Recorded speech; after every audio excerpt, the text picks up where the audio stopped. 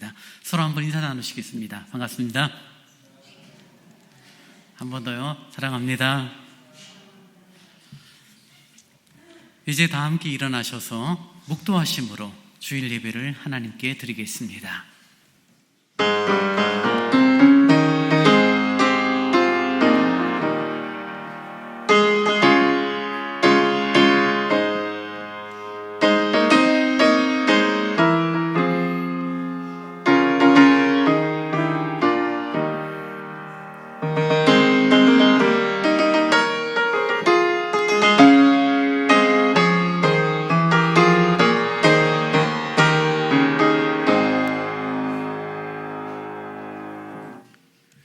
내 거룩한 산 모든 곳에서 해됨도 없고 상함도 없을 것이니 이는 물이 바다를 덮음같이 여호와를 아는 지식이 세상에 충만할 것임이니라. 거룩하신 아버지 하나님, 성탄의 달 셋째 주일 하나님을 향한 믿음의 발걸음, 예배의 발걸음을 주시니 감사합니다. 아버지 하나님, 주님을 경배하며 찬송하며 위로와 힘과 용기를 얻는 복되고 아름다운 예배 시간이 되게 하시고 성탄하신 예수 그리스도를 더 깊이 알아가는 은혜로운 시간이 되도록 인도하여 주옵소서. 예수님 이름으로 기원하옵나이다. 아멘. 찬송 96장을 찬양하시겠습니다.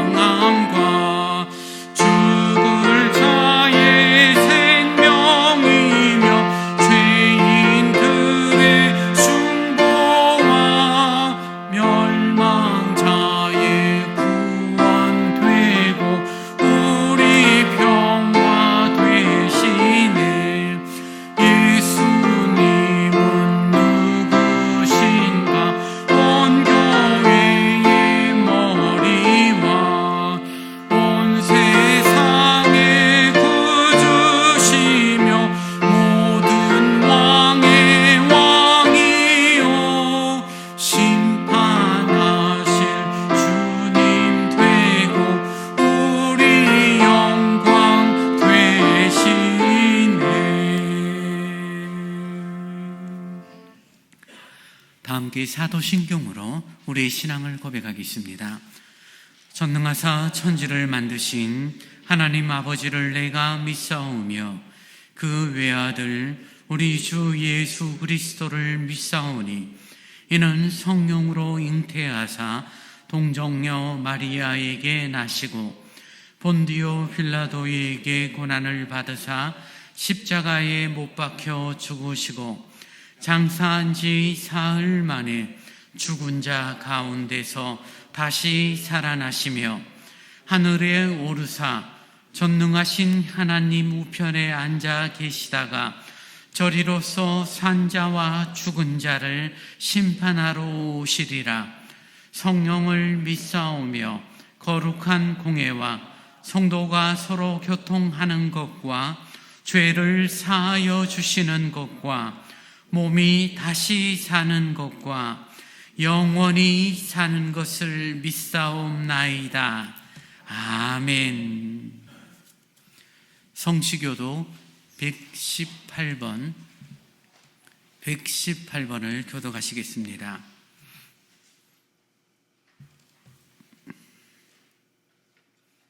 나는 시온의 의가 빛같이 예루살렘의 구원이 횃불같이 나타나도록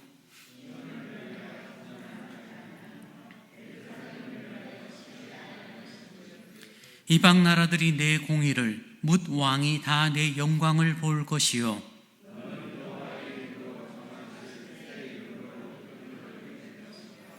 너는 또 여호와의 손에 아름다운 관, 내 하나님의 손에 왕관이 될 것이라.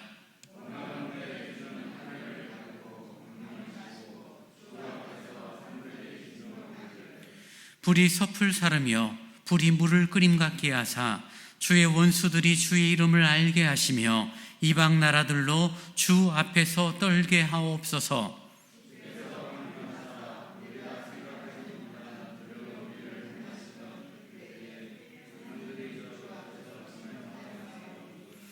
주 외에는 자기를 앙망하는 자를 위하여 이런 일을 행한 신을 옛부터 들은 자도 없고 귀로 들은 자도 없고 눈으로 본 자도 없었나이다. 아멘. 찬송 120장을 찬양하시겠습니다.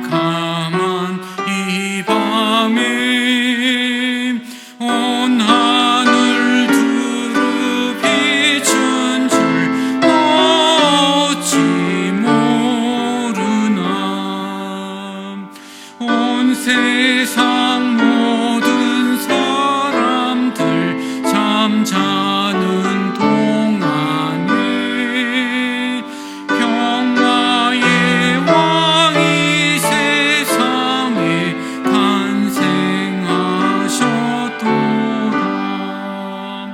저 새벽 별이 홀로 그 일을 아는 듯 밤새껏 귀한 그 일을 말없이 지켰네. 오 놀라우신 하나님 큰 선물 주시니 주 믿는 사람 마음에 큰 은혜 받도다. 이 죄악 세상 사람 주 오심 모르나.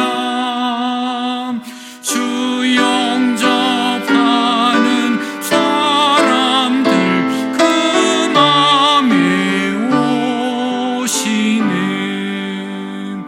오 베들레헴 예수님 내 맘에 오셔서 내 죄를 모두 사하고 늘 함께 하소서. 저 천사들의 소식 나 기뻐 들으니 오 임마누엘 예수님 내 맘에.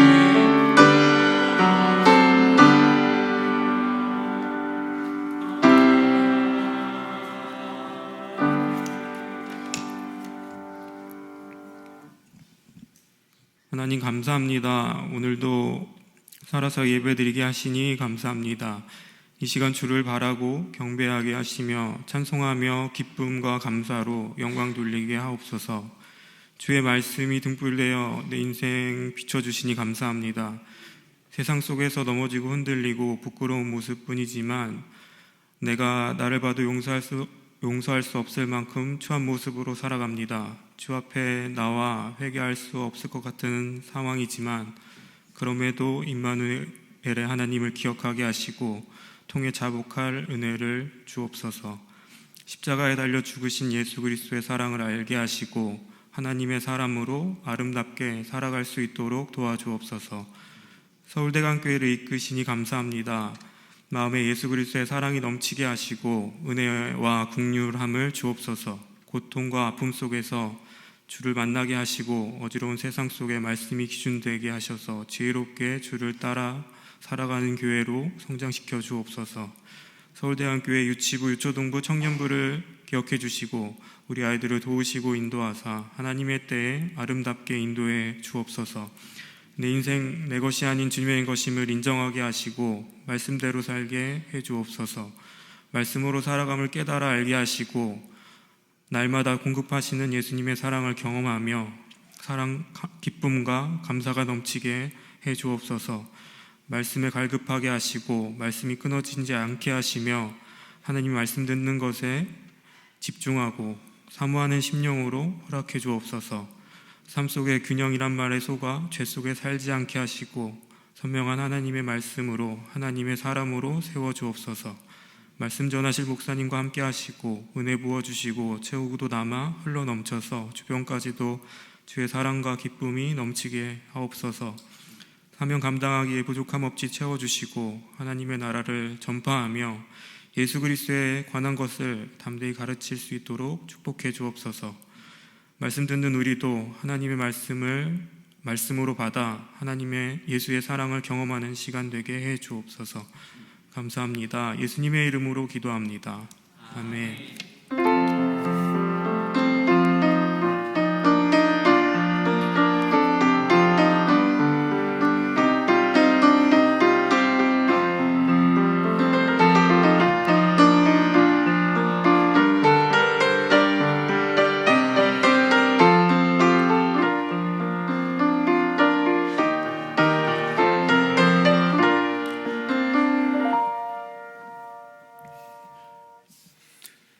이 시간 우리에게 주시는 하나님의 말씀은 이사야 9장 6절로 7절의 말씀입니다. 이사야 9장 6절로 7절의 말씀을 제가 봉독합니다. 이는 한 아기가 우리에게 낳고 한 아들을 우리에게 주신 바 되었는데 그의 어깨에는 정사를 메었고 그의 이름은 기묘자라 모사라 전능하신 하나님이라 영존하시는 아버지라 평강의 왕이라 할 것임이라. 그 정사와 평강의 더함이 무궁하며 또 다윗의 왕좌와 그의 나라에 군림하여 그 나라를 굳게 세우고 지금 이후로 영원히 정의와 공의로 그것을 보존하실 것이라. 만군의 여호와의 열심히 이를 이루시리라. 아멘. 교회 소식 전합니다. 12월 성탄의 달을 살아가고 있습니다. 어제 눈이 밤에 또 새벽에 오는 바람에 여러분 길이 많이 미끄럽습니다. 또 얼어 있는데 안전하게 다녔으면 좋겠습니다. 이번 주일 25일 성탄 감사 예배로 가족 연합 예배로 모입니다. 9시 예배는 없고요. 주일학교도 같이 11시 예배 토요일이지만 함께 모여 예배 드리도록 하겠습니다. 예배 후에 오늘 11시 예배 후에 당회로 모이고요. 코로나 많은 확진자들이 발생해서 위드 코로나에서 다시 사회적 거리두기로 바뀌었죠. 저희 교회에 적용되는 것은 차이가 없습니다. 예배 좌석의 30%, 약 60명 정도 참석 가능하니까요. 지금 평상시 나오신 대로 그렇게 예배에 나와서 예배에 참여하시면 되겠습니다. 그러나 건강이 안 좋거나 몸에 열이 나거나 증상이 있으신 분들은 꼭 11시 밴드를 통하여 예배에 참여하시는 그런 지혜로움을 좀 가졌으면 좋겠습니다. 안정래 권사님이 지금 의정부 성모병원에 입원하셨습니다. 크게 다치신 건 아닌데요. 넘어지셨고 계단에서 조금 구르신 듯합니다. 그래서 조금 몇 군데 멍이 드셨고 좀 이래 타박상이 심하신데요. 아마 화요일이나 수요일쯤 특별한 일 없으면 퇴원 이렇게 예정으로 되어 있습니다. 안정래 권사님 잘 회복되도록 여러분 기도해 주시기 바랍니다. 성경 일천독 운동 153호 황순자 권사님 삼독제 이렇게 읽어 주셨습니다. 이제 준비하신 주일헌금을 하나님께 드리겠습니다.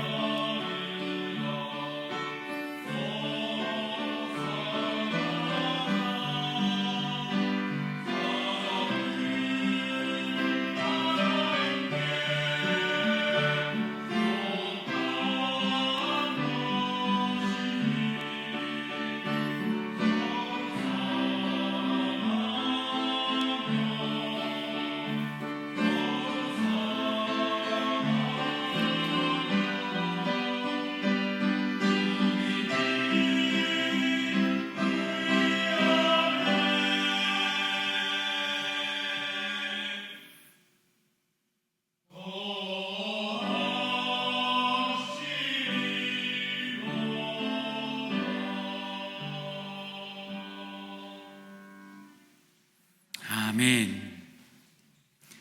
주님 고맙습니다. 차갑고 눈이 많이 오는 계절이지만 저희들을 사랑하시고 차가움보다 더 따뜻한 성탄하신 예수 그리스도의 놀라운 사랑을 기억하는 믿음과 은혜를 주시니 참 감사합니다.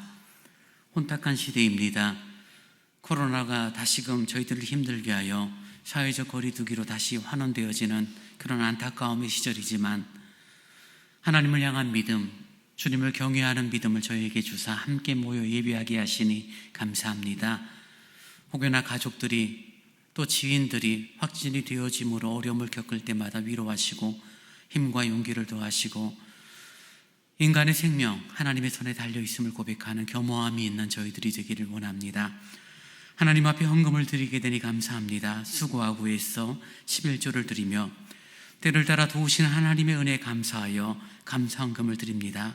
범사에 감사하여 또한 작가의 길을 열어주신 놀라운 하나님의 은혜에 감사하여 주님 앞에 헌금을 드리오니 이 드려진 헌금이 하나님의 영광과 교회를 위하여 또 맡겨진 영혼들을 섬기고 복음을 증거하고 선교하는 선교사들을 위하여 잘 쓰여지도록 거룩하신 성령님 함께하여 주옵소서.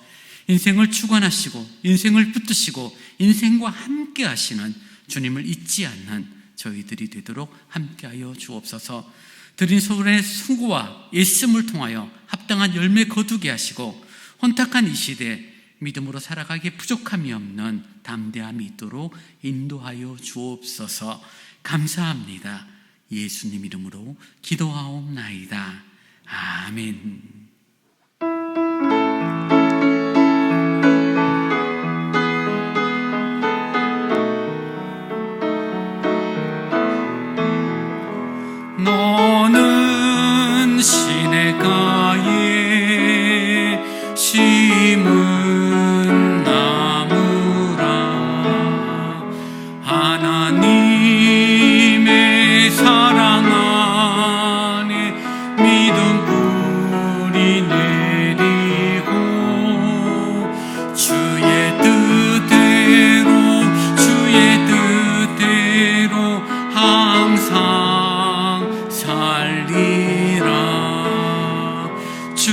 시절을 쫓아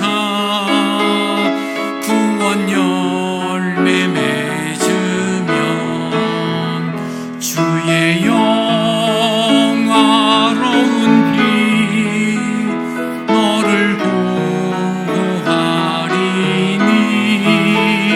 주의 뜻대로 항상 살리라.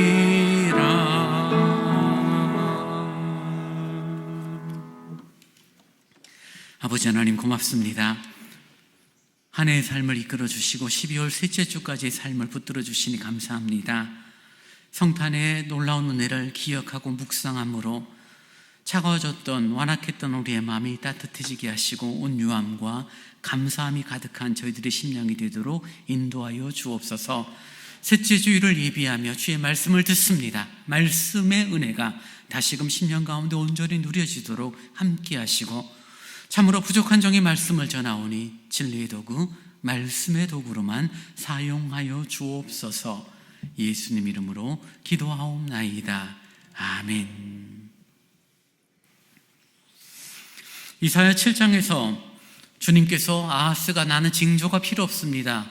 보이지 않는 하나님보다는 보이는 아수르 왕을 내가 더 의지합니다라는 그런 불신앙의 태도를 가졌던 아하스 왕에게 임마누엘의 징조를 강권적으로 보여주시고, 그리고 그 9장에서 오늘 본문에서 그 임마누엘로 오신 예수, 임마누엘의 메시아가 어떠한 이름을 갖고 있는지 그 이름을 나열해주고 있습니다.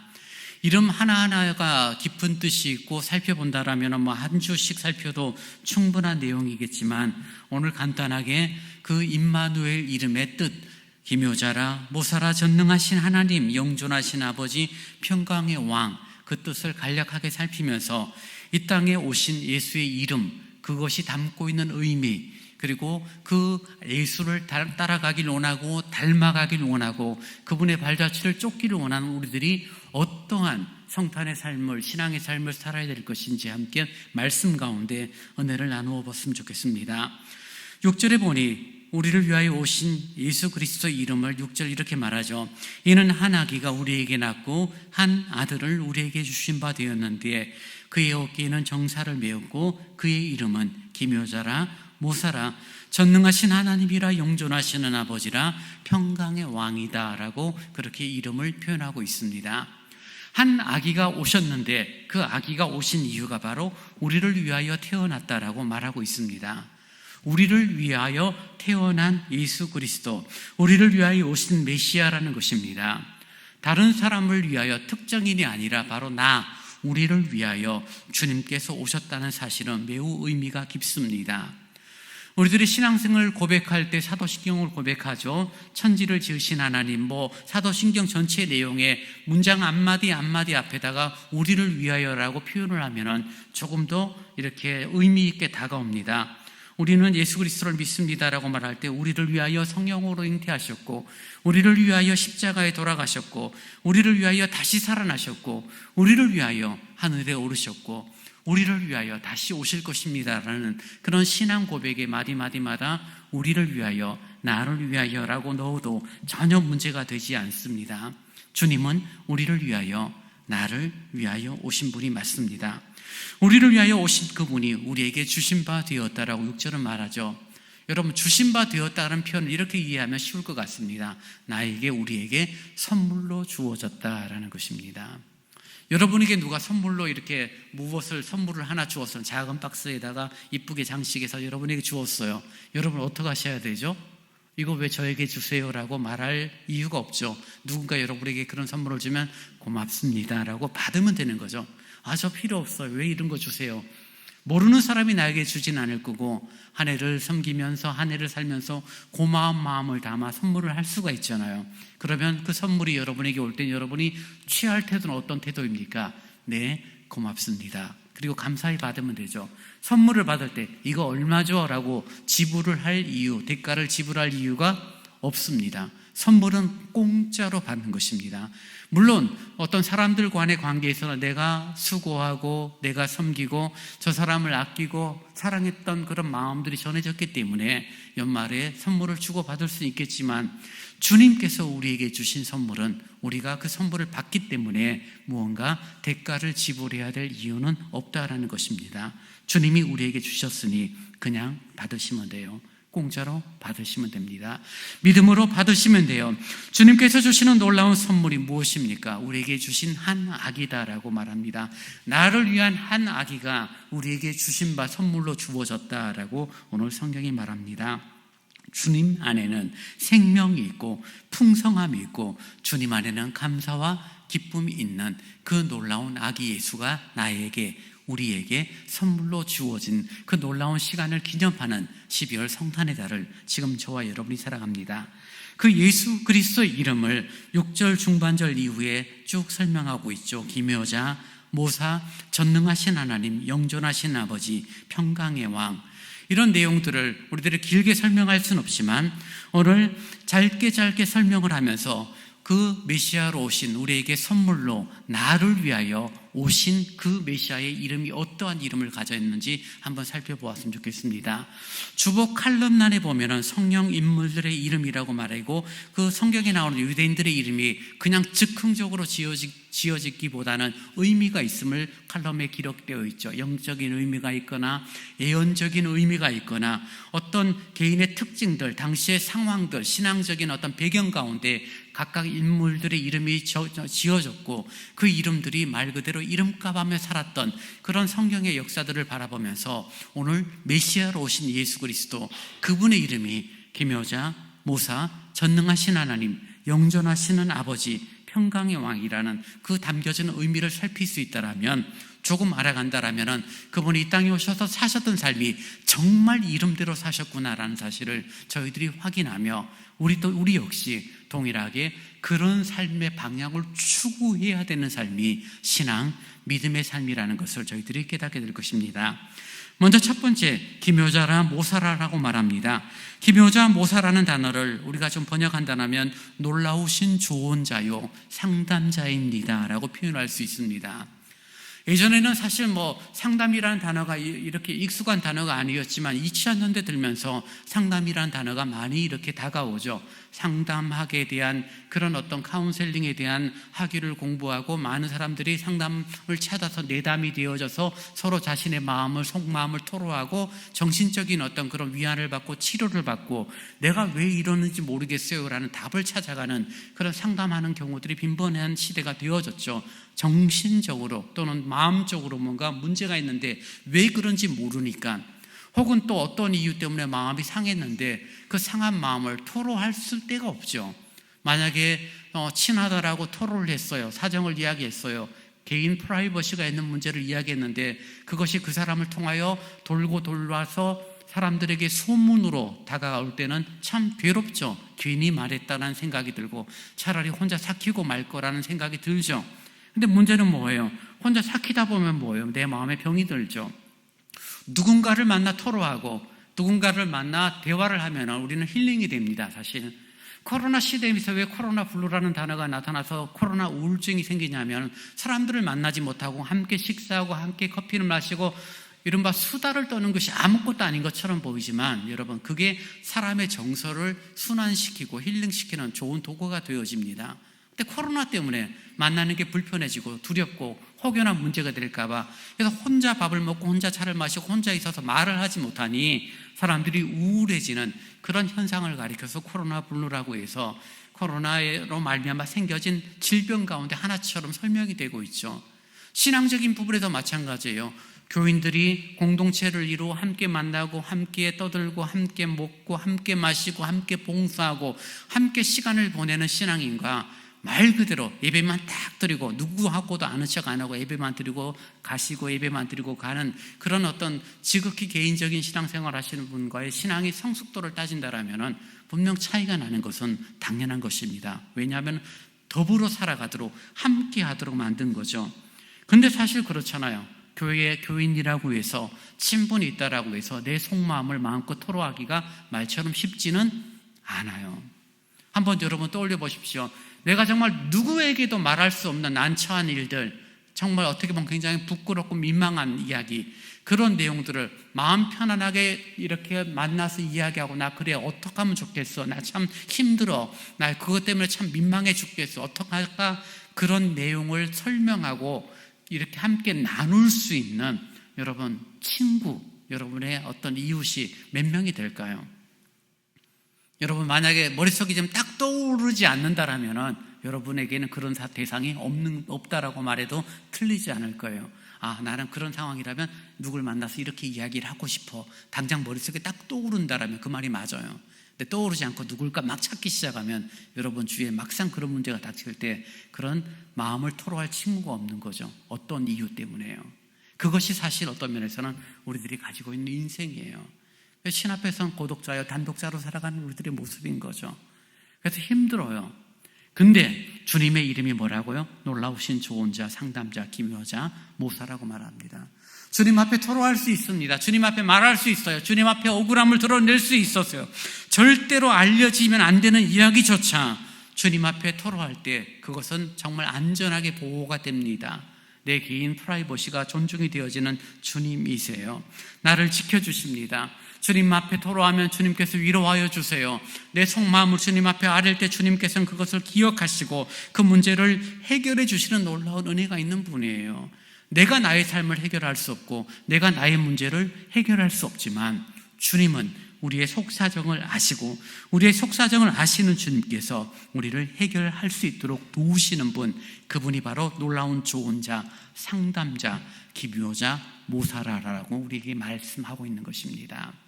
주님을 찾고 주님 앞에 여러분의 사정을 아뢰는 그런 시간들이 많아지는 여러분이 되어지길 원해요. 주님 앞에 여러분의 사정을 아뢰면 아랠수록 여러분의 얼굴 표정은 밝아질 것이고, 모든 사람들 앞에 주님 앞에서 그 사정을 점점점 아뢰지 못하고 나 스스로 삭히고 내 혼자 해결하려고 하면 할수록 여러분의 표정은 점점 어두워지고 여러분의 영혼은 병들어질 수밖에 없을 것입니다. 주님 앞에 토로할 때 자유가 있고 상담자이신 주님 앞에 내어놓을 때 위로를 얻는 아름다운 은혜가 여러분에게 있을 것입니다. 성탄의 달, 이 땅에 성육신하신 주님의 이름이 바로 놀라우신 기묘자, 모사, 좋은 자여 상담자가 되시는 그분 앞에 여러분의 마음을 토로하는 그런 시간들이 많아질 수 있기를 원합니다. 두 번째 이름 전능하신 하나님이라고 말합니다. 전능하신 하나님, 모든 것을 이루실 수 있는 분이라는 사실입니다. 불가능이 없습니다. 사실 전능하다는 표현을 갖고 이야기할 때는 악한 마귀도 만능이죠. 악한 마귀도 능력이 있어요.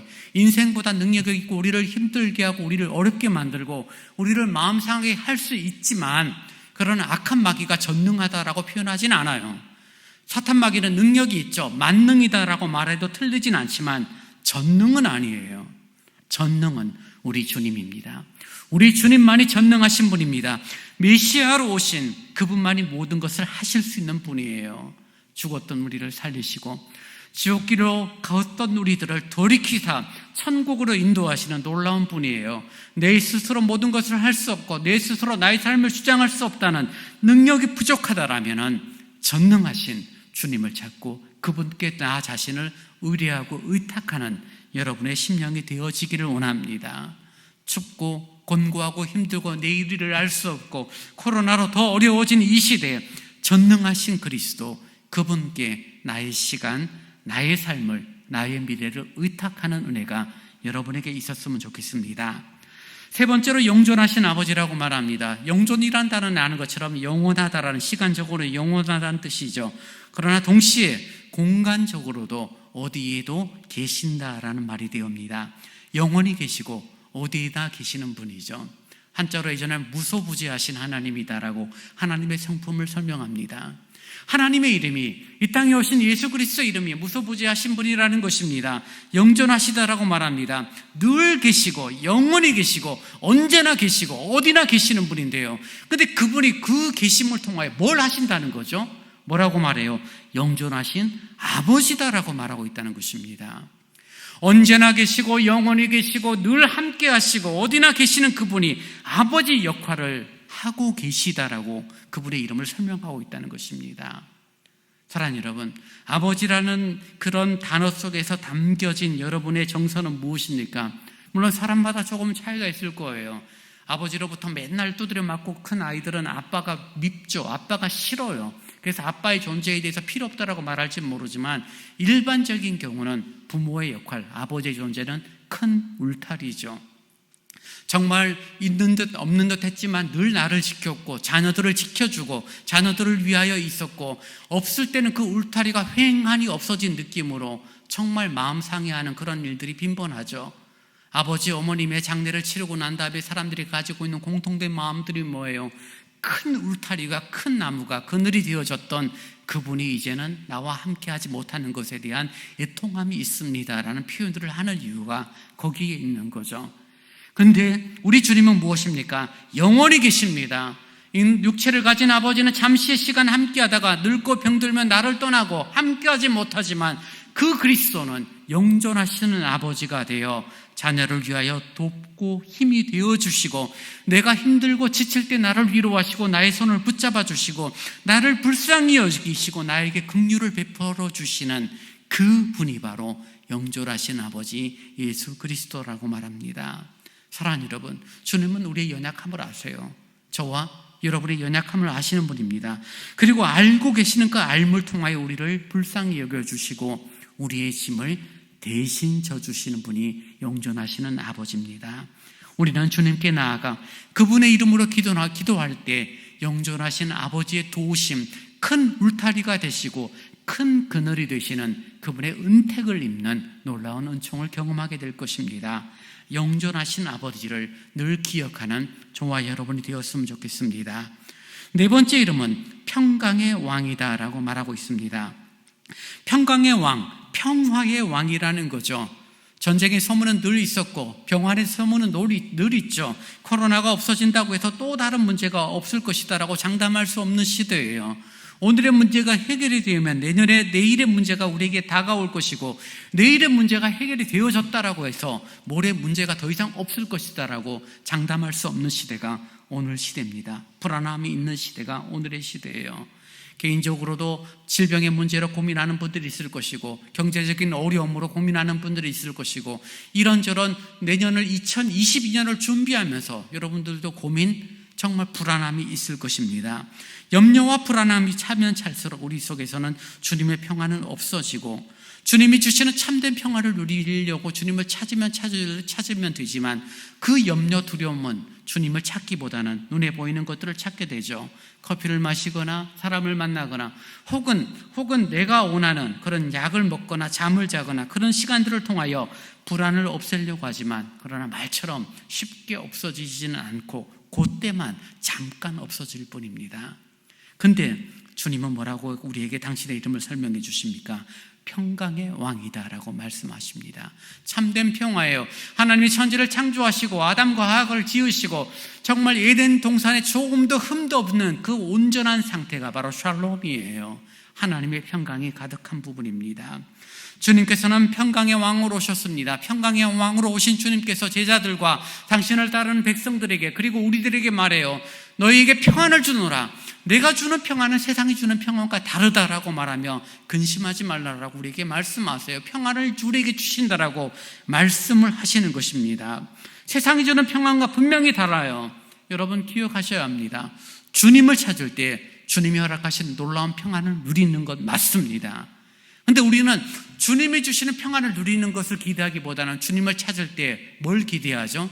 지금의 문제가 해결이 되기를 원하는 것을 기대하고 주님을 찾을 때가 많다는 것입니다.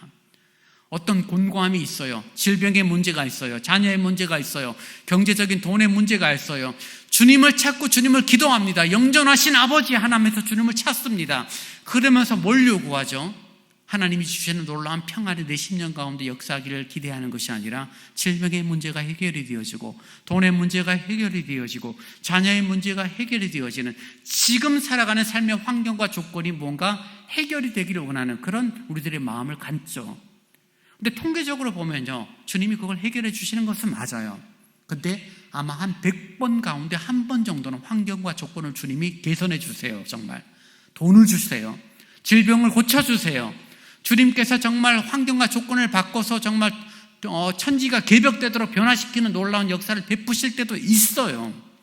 근데 100번 가운데 99번은 환경과 조건을 바꾸시는 하나님이 아니라 그것 때문에 불안해하고 그것 때문에 힘들어하고 그것 때문에 마음 상해하는 나의 심령 가운데 주님께서는 평안을 덧입혀 주신다는 것입니다.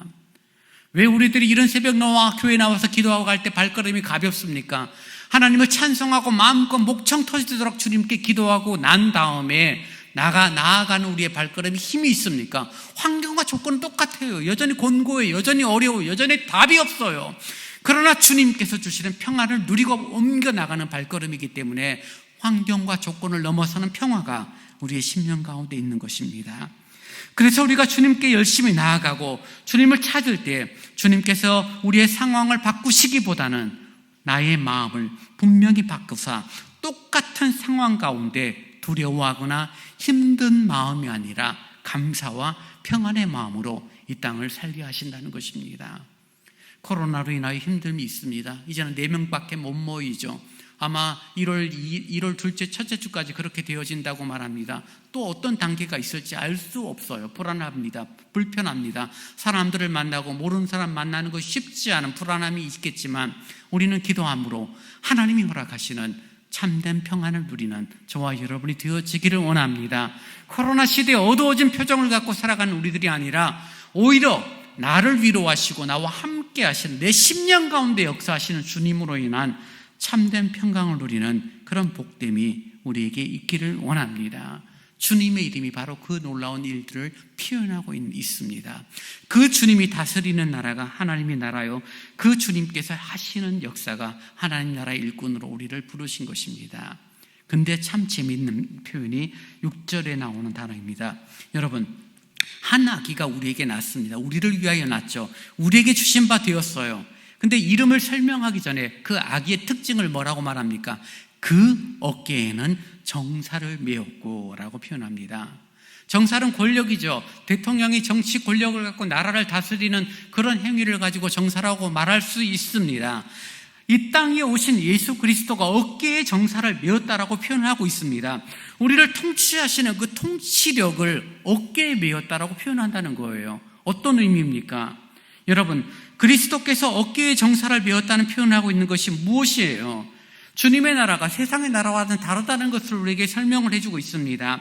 세상의 통치자가 제대로 다스리지 않을 때 문제가 생기죠. 만약에 한 나라의 왕이, 대통령이 독재를 하거나 무능력하거나 권력을 잘못 사용할 때는 다른 백성들이 괴롭죠. 한 나라가 힘들어지는 것은 너무나 당연합니다. 독재를 해도 백성이 괴롭고 능력이 없어도 고통을 당하죠. 그리고 그런 나라에서는 누가 가장 힘들게 일어납니까? 낮고 정말 없는 서민들이, 낮은 사람들이 어깨에 무거운 짐을 메고 일어나죠. 낮은 사람들이 높은 사람을 위하여 어깨에 짐을 메고 일을 하는 것이 나라들의, 세상 나라의 특징입니다. 낮은 계층의 사람들이 자신의 지배자들을 위하여 땀 흘리며 살아가는 것이 세상 역사죠. 아무리 좋은 왕이라도 백성이 자기를 어깨 위에 올려놓고 백성을 위하는 왕은 없어요. 세상의 통치 방식은 언제든지 위에서 아래로, 그리고 아래는 위를 바라보며 살아가는 인생입니다. 근데 이 땅에 오신 주님은 어떤 주님이라고요? 우리를 위하여 오신 주님은 어깨에 정사를 메었다. 우리를 위하여 권력을, 힘을 어깨에 메시고 통치하시는 분이라는 거죠. 무슨 말입니까? 우리를 위하여 높으신 그분이 낮게 오셔서 우리를 어깨 위에 올려주시고, 낮은 자인 우리가 주님을 섬기는 것이 아니라 오히려 높으신 그분이 우리를 지키시고 우리를 위하시고 우리를 섬긴다라는 표현이 그 어깨에 정사를 메었고라는 단어에 담겨진 의미입니다. 마태복음 20장 25절 이하에 주님은 이렇게 말합니다.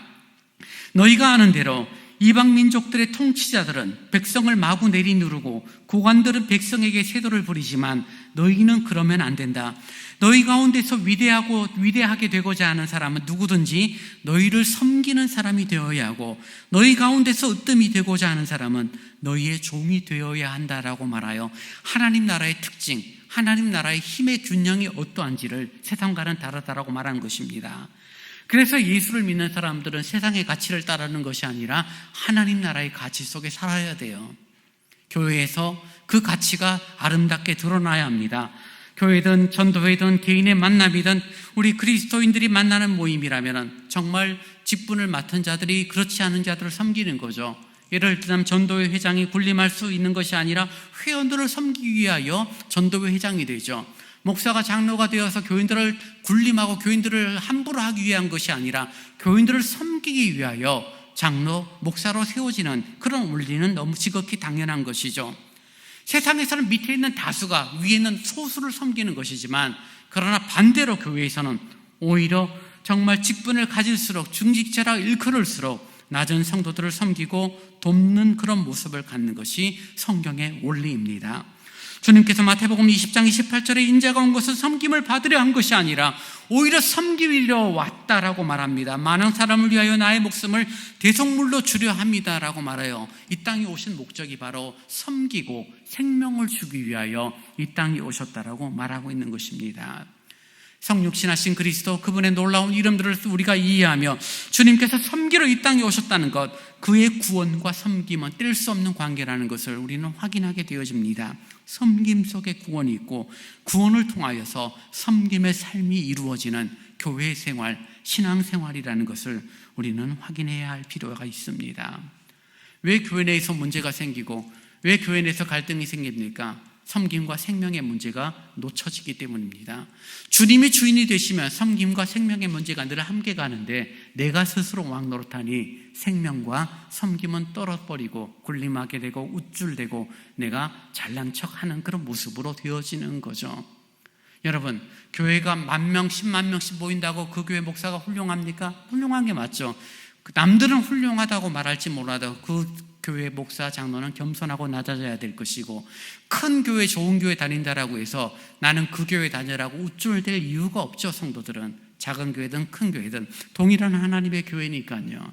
그래서 낮아지고 주님이 왕이 되시고 생명과 구원과 섬김으로 나아가는 그런 삶의 모습이 이어지는 것이 신앙임에도 불구하고 내가 왕 노릇이 되어져 내가 스스로 싸우고 우쭐대임을 통하여 교회 안에 갈등, 다툼들이 생겨지는 것입니다. 사랑하는 여러분, 주님을 따라가기를 원하고 주님의 제자로서 살기를 원하지만 신앙생활이 잘 안 되거나 신앙생활은 하고는 있는데 신앙 성숙이 안 되는 이유를 여러분 무엇으로 판단하십니까? 저는 두 가지로 생각을 해봅니다. 첫 번째 하나는요, 신앙생활이 잘 안 되거나 신앙이 성장하지 않는 이유는 은혜를 받은 것 없이 열심히 일만 하기 때문입니다. 열심히 일하죠. 봉사합니다. 어떤 일마다 주일마다 주중에도 2번, 3번 교회를 나옵니다. 그래서 정말 집안일 돌아보기보다는 주어진 일상을 살기보다는 교회 일에 내 삶의 모든 초점이, 모든 우선순위가 있는 거죠. 그 자체가 나쁜 것은 아니죠. 봉사하는 일꾼들이 있어야 교회가 돌아가니까요. 눈이 왔어요. 눈치우러 누군가가 나와주지 않으면 교회는 아침에 힘들어요. 오늘 아침에 어제 저녁에 눈을 다 치우고 잤는데 새벽에 눈이 또 왔어요. 아침에 날린 거예요. 아침에 눈을 치우는데 샤브샤브 사장님하고 옆집에 있는 집사님, 다른 교회 집사님이 3명이서 교회 눈을 다 치운 거죠. 얼마나 고마워요. 누군가가 해주니까요. 그런 수고가 필요한 게 맞습니다. 근데 문제는 무엇이냐면요, 그 수고하고 애쓰는 사람이 내가 받은 것 없이 밖으로만 내보내기만 시작하면 뭐예요? 고갈된다는 것입니다. 영적인 고갈이에요. 영적으로 고갈되어지는 사람의 특징이 무엇이냐면요, 어느 날 어느 순간부터 교회를 향한 섭섭함이 생기고 목사에 대한 섭섭함이 생기고 성도들에 대한 섭섭함이 생기는 출발이 바로 영적인 고갈이요, 그 영적인 고갈은 내가 많은 수고와 봉사를 했기 때문인 거죠. 수고와 봉사가 나쁜 것은 아니에요. 교회에서 필요한 것입니다. 그러나 그런 일들은 은혜를 누리면서 함께 행해야 될 것인데 은혜는 받지 못하고 영적으로 충족되고 영적으로 에너지는 공급되지 않는데 열심히 쓰기만 쓰니까 고갈이 되어지고, 고갈이 되어지니 일하면서 짜증내고 화가 나고 섭섭하고 불평, 원망, 시기, 미움들이 생기는 이유들이 교회 안에서 생기는 이유라는 것입니다.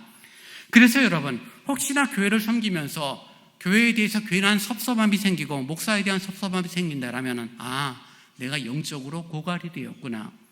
내가 수고하고 봉사하고 교회를 섬기면서 열심히 한 건 맞는데 은혜를 받지 못해서 내가 영적으로 에너지가 다 떨어졌구나. 그래서 섭섭함, 미움이, 원망이 생기는구나 라고 생각하시면서 하나님을 예배하고 기도하고 말씀을 읽고 묵상함을 통하여서 영적인 은혜를 충족시키는 그런 수고를 여러분이 하셔야 돼요. 그러지 않으면 섭섭함은 뭐예요? 결국 냉담으로 바뀌고, 냉담은 교회를 향한 발걸음을 멈추게 만드는, 내 신앙을 떨어뜨리는 그런 이유가 되어지기 때문입니다. 또 두 번째, 신앙 성장이 안 되는 이유가 있는데, 그것은 받기만은 열심히 은혜를 받았는데 그 은혜를 나누지 않는 거예요. 첫 번째 경우와 반대죠. 받았는데 주지 않습니다. 무관심과 이기심으로 나아갑니다. 욕심으로 가득 차 있어요. 누가 어렵다라면 누가 어려운갑다라고 지나가 버려요. 누가 어렵다는 소식을 여러분이 들었어요. 누가 아프다는 소리를 들었습니다. 어떤 분들은 음식을 준비하기도 하고, 어떤 사람은 쌀을 가져오기도 하고, 어떤 사람은 정말 얼마 되지 않지만 병원비 보탰어라고 나누는 분들이 있어요. 왜요? 누군가 어렵다는 이야기를 들었는데 그냥 못 지나가는 거죠. 우리가 은혜를 받았다면 그 은혜를 나누고 은혜를 전하는 삶을 사는 것은 지극히 정상적이죠. 근데 신앙의 성장이 성숙이 안 되는 사람들의 특징은 누군가 아프다, 어렵다는 이야기를 들으면 그런갑다 하고 지나가 버리는 거죠. 한 주가 지나고 두 주가 지나고 아팠다는 소식조차 잊지 못하는 그런 식의 삶을 살아가면은 우리는 예수를 믿는다라고 하면서 예수를 닮아가고 예수의 성숙을 쫓아가는 시간과는 분명히 거리가 있는, 예수님이 원하시는 길과는 다른 방향으로 가는 것입니다. 사랑하는 여러분, 성탄절을 살아가며 주님의 모습, 주님의 이름을 저희들이 살폈습니다. 그분은 기묘자예요, 모사예요, 전능하신 하나님이에요, 영존하신 아버지예요. 평강의 왕으로 오신 그분을 닮아가기를 원한다면 우리는 은혜를 누릴 뿐 아니라 은혜를 나누는 삶을 살아야 할 것입니다. 섬김과 생명 구원을 통하여 나누는 그런 수고와 애씀이 있어져야 합니다. 분명한 것 하나는 있어요, 여러분. 섬기는 것이 말처럼 쉽지는 않아요.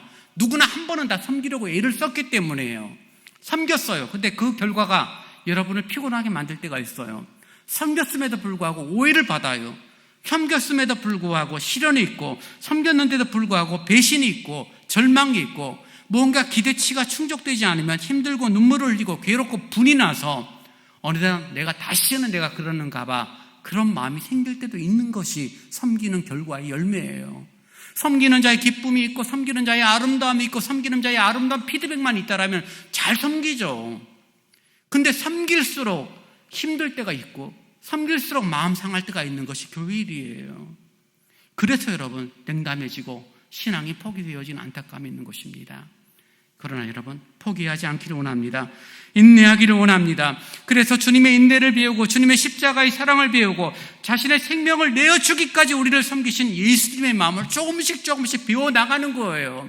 내가 너희를 위하여 피 흘리고 너희를 위하여 죽어가는데도 불구하고 그런 나를 저주하고 원망하는 그런 우리를 위하여 죽으신 그리스도를 닮아가고 그분을 배워나가는 것이, 그 섭섭함, 그 분냄, 그런 시련, 절망 가운데 포기 않고 여전히 섬김으로 생명을 사랑하고 구원의 길을 걷는 신앙인들이 가져야 할 태도입니다.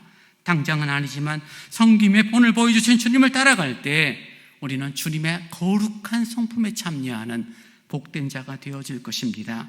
섬김을 통하여 구원을 베푸신 그리스도처럼 우리 역시 끊임없는 섬김을 통하여 생명의 역사를 이루어가고 이 땅에 성탄하신 그 목적들을 바르게 이해하고 바르게 찾아간 은혜를 저와 여러분이 누리게 될 것입니다.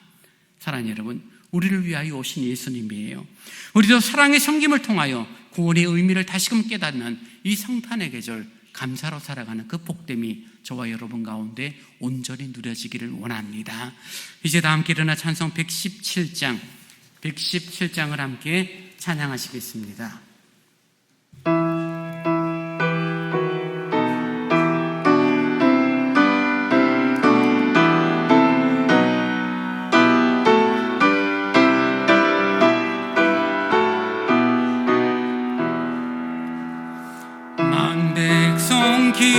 기뻐하여라 하늘의 평화가 저 마귀 권세 이기고 우리를 구했네. 그새 주 탄생하심을 다 함께 기리세. 오 기쁘다 한가운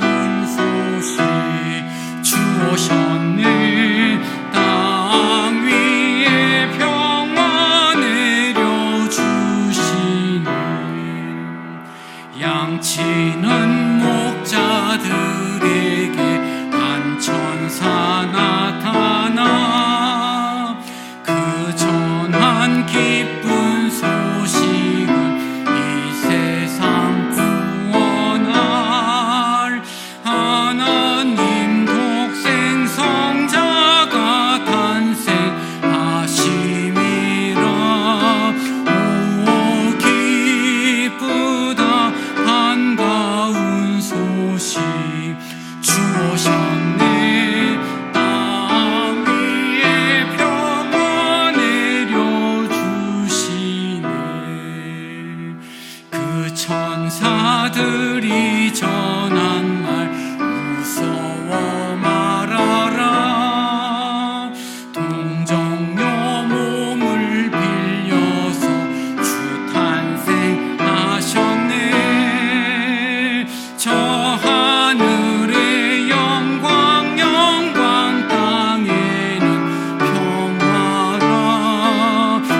오 기쁘다 반가운 소식 주오셨네. 땅 위에 평화 내려주시네.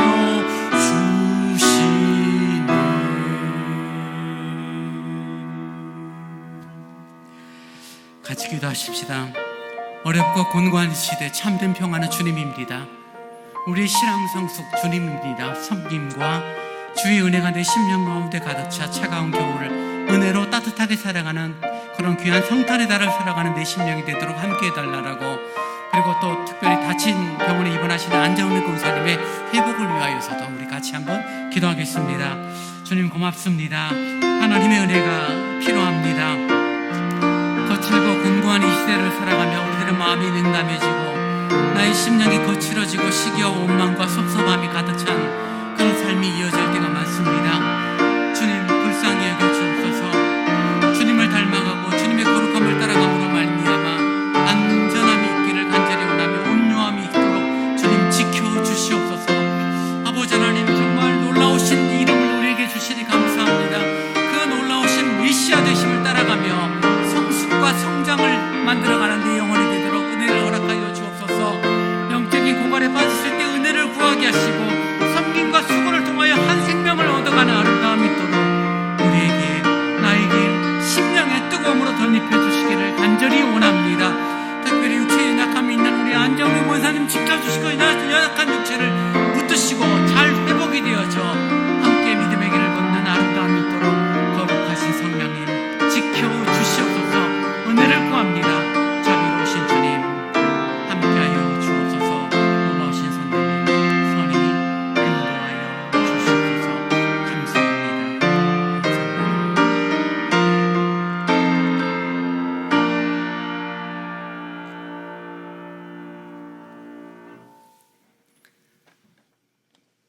지금은 성탄하신 우리 주 예수 그리스도의 은혜와 우리 아버지 하나님의 무한하신 사랑하심과 성령님의 함께하시며 위로 교통케 하심이, 놀라우신 예수의 탄생 그분의 이름을 기억하며 차가운 계절을 은혜 가운데 뜨거움으로 살아가며 섬기고 생명을 존중하고 귀히 여기는 복된 삶을 살기를 원하는, 오늘 성탄의 달 셋째 주간을 예비하는, 또 가정에서 예비하는 모든 심령 위에 이제로부터 영원토록 함께 있을지어다.